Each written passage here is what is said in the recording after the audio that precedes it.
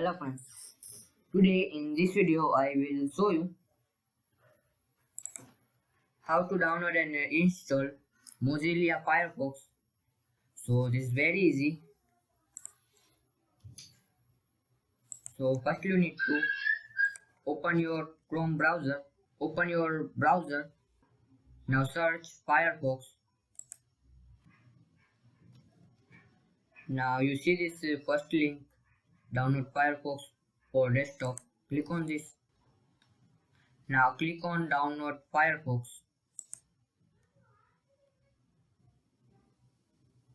Now wait some few minutes.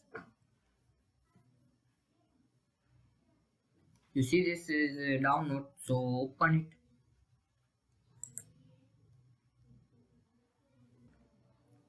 So this way guys we can download and install Firefox, Mozilla Firefox in laptop. So thanks for watching. Please like, share and subscribe my channel. Please comment this video work for you or not.